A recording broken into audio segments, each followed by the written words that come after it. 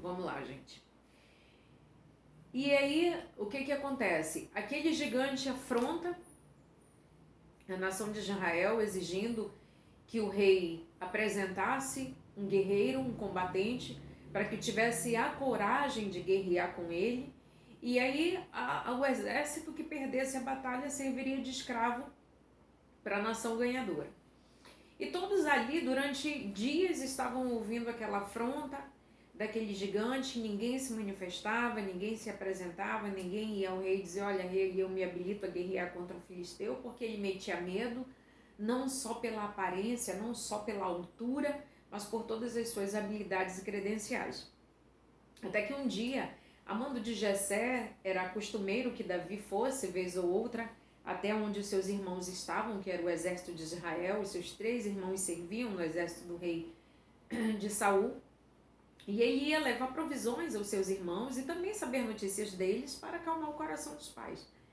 E ele foi ter, né, naquele dia, levar as provisões, e ele chega ali justamente no momento em que Golias está afrontando aquela nação, afrontando Deus daquela nação, zombando pelo fato deles estarem com medo e não apresentarem nenhum guerreiro. E Davi começa a se informar sobre aquela situação, quem era, há quanto tempo aquele homem fazia aquilo e coisa e tal. E então ele toma aquela afronta pessoal. Quando ele vê que aquele homem está afrontando o Deus que ele servia, ele toma aquela afronta de forma pessoal. E aí ele procura saber também o que o rei prometeu para quem se apresentar, para quem se habilitar. Isso, olha, ele vai dar a filha dele em casamento, essa pessoa, assim como a família dela, vai ser livre dos impostos, etc. e tal. E Davi imediatamente se apresenta ao rei Saul e diz, olha, rei, estou aqui me candidatando para enfrentar o Golias. E o rei amava Davi, né? O rei Saul amava Davi, sabia quem era Davi. Davi era o que tocava a harpa. E ele ali deve ter sorrido e ter dito assim, poxa, eu fico muito feliz pela tua atitude, pela coragem. Você tem mais coragem que os demais, mas não é para ti isso aí não, Davi. Como é que você vai enfrentar um homem desse? Davi disse, olha, Deus, olha, rei, não fica preocupado não, porque veja bem, Deus já me treinou para esse momento. Deus já me preparou para esse momento. Enquanto eu pastoreava as ovelhas do meu pai, leão veio atacar as ovelhas, urso veio atacar as ovelhas e eu os matei com as minhas próprias mãos. Eu já fui treinado para esse momento.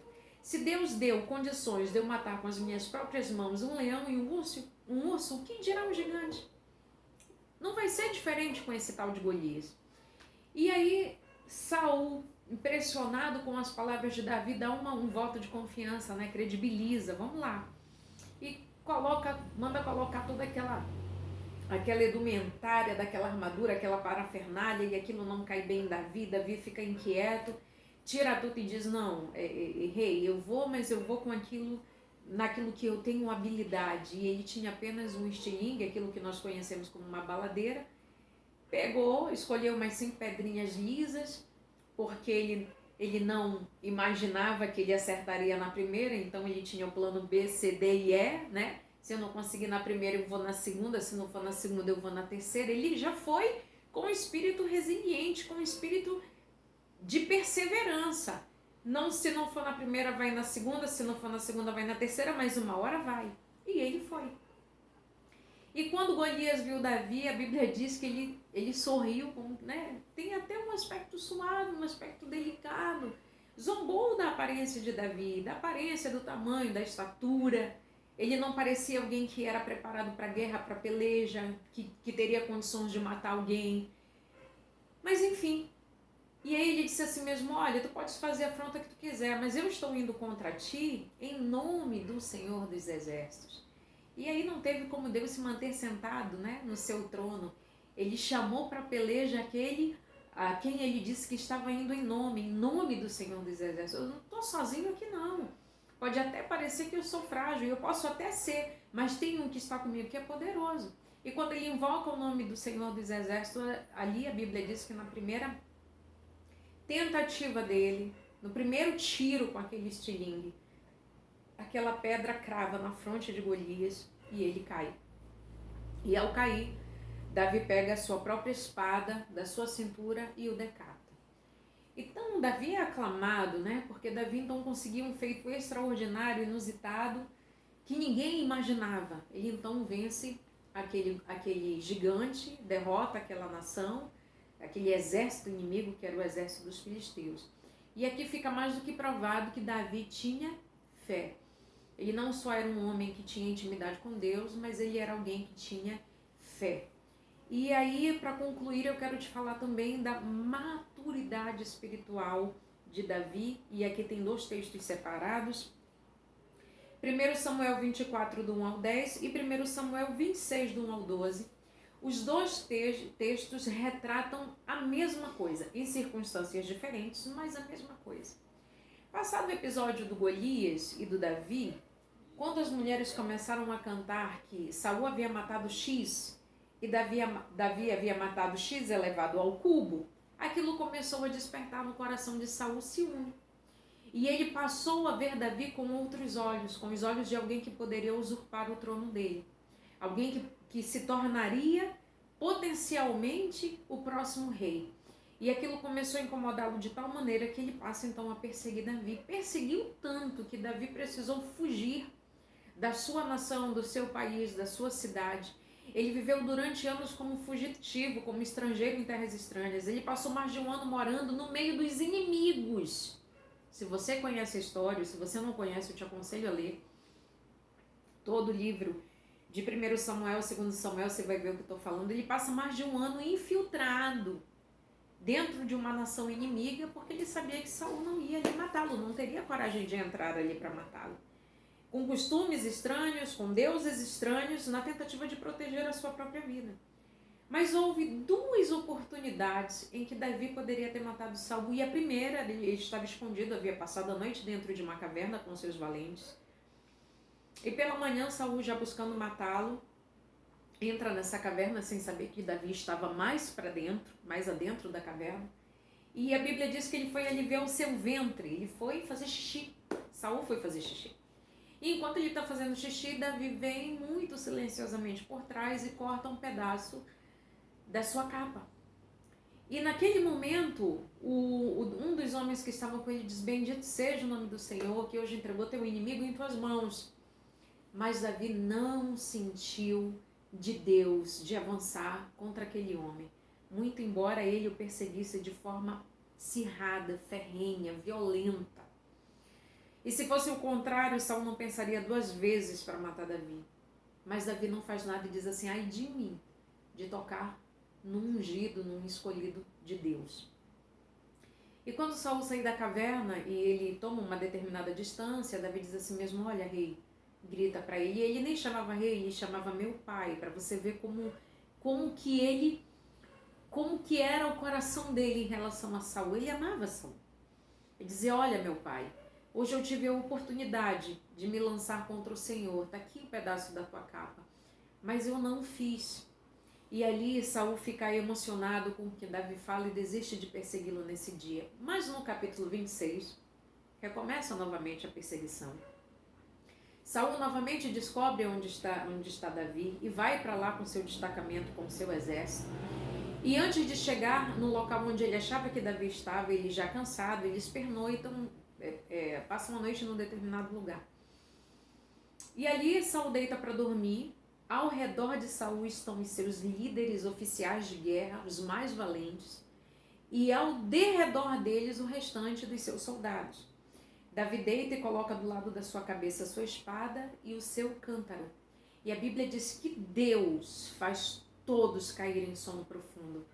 E Davi chama um dos seus valentes, apenas um dos seus valentes, e desce aquele acampamento, ao arraial onde estavam Saul e seu exército. E novamente tem a oportunidade de matar Saul. E o homem que estava com ele disse a si mesmo: bendito seja Deus, que hoje te deu a oportunidade e entregou o teu inimigo em tuas mãos. E Davi disse a si mesmo: quem sou eu de tocar no ungido do Senhor? Se Saul tiver que morrer, será pelas mãos de Deus, será por morte natural, ou alguém vai matá-lo, mas não sou eu. E ele disse assim para Davi: olha, eu entendo que tu não queiras matá-lo, mas permita que eu o mate. E eu te prometo que eu não serei cruel com ele, será um golpe só e vamos acabar com isso. E tu vai poder voltar para a tua nação, para a tua terra. E ele não permite que o homem que está com ele faça qualquer coisa contra o rei. Ele pega a espada do rei e o cântaro do rei e se afasta. E no dia seguinte ele chama o oficial do exército e diz assim mesmo, olha, mas não é tu o oficial do exército do rei, não serias tu a pessoa que deveria proteger o rei? Por um acaso esse cântaro e essa espada não são do rei Saul? Mais uma vez o Senhor me deu a oportunidade de matá-lo e eu não fiz nada contra ele. Por que eu destaquei esses textos para falar de maturidade espiritual? Porque só sendo maduro espiritual, para entender que quando as pessoas nos ofendem, nos julgam, nos criticam, nos humilham, se levantam contra nós com calúnias, e nós não tomamos a atitude de nos vingar, nós passamos então essa causa para as mãos de Deus.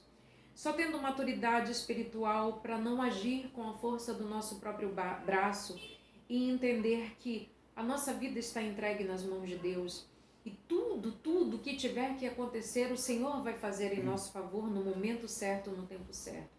Então note bem, querido, só quem tem maturidade espiritual discerne as coisas espirituais. Se Davi não tivesse o Espírito de Deus e não tivesse fé, ele não conseguiria discernir que aquele momento que parecia totalmente propício e adequado, na verdade, não era para ele levantar a sua mão, porque aquele homem havia sido ungido e posto naquele lugar por vontade de Deus, e ele sairia dali também por vontade de Deus a hora em que Deus determinasse. Sem maturidade espiritual, ele não conseguiria perceber essas coisas. Ele se vingaria com as suas próprias mãos, ele entenderia como o momento exato de se vingar, entenderia como o seu próprio valente falou, este é o momento que Deus entregou o inimigo em tuas mãos, quando na verdade não era para ele fazer absolutamente nada, quem faria seria o próprio Deus.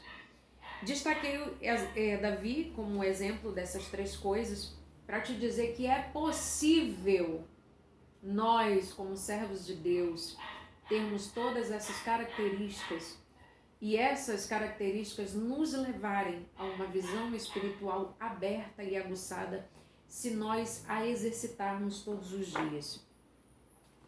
Quero te lembrar aqui, concluindo a aula de hoje, que Gease foi um caso específico. Específico, meu querido.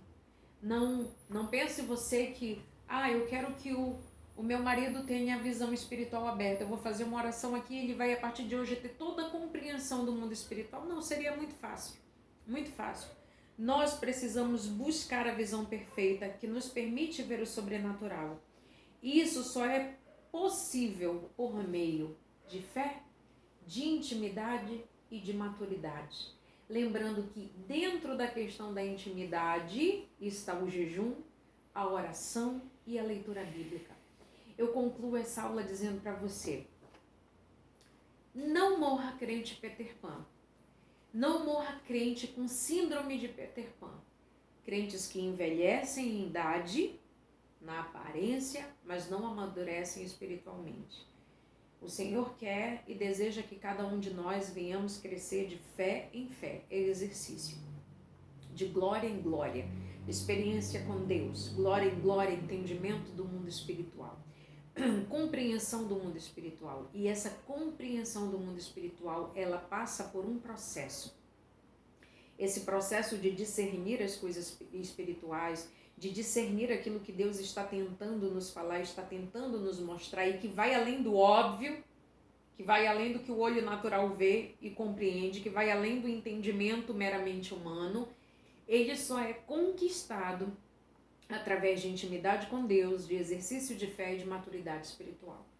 Então eu encerro a aula de hoje, esperando em nome do Senhor Jesus que você tenha entendido, que você tenha compreendido o que significa ter a visão espiritual aberta, ter visão espiritual aguçada, ter discernimento espiritual das coisas, o processo no qual precisamos passar e não temos para onde correr. Esse é um processo que ele é necessário para que venhamos alcançar esse estágio ou esse nível, como queira chamar. Então eu espero que você tenha compreendido. Se você compreendeu ao assistir essa aula, deixa o teu comentário. Se você ficou com alguma dúvida, deixa o teu comentário também, que na medida do possível e do que soubermos, é claro, nós vamos aí tentar te explicar, ajustar, esclarecer em nome do Senhor Jesus. Então eu espero que essa aula, a terceira aula da cartilha da EB, tenha abençoado e edificado a tua vida no nome do Senhor Jesus. Amém, queridos? Fiquem todos na paz, beijos a todos, Deus abençoe, tchau, tchau.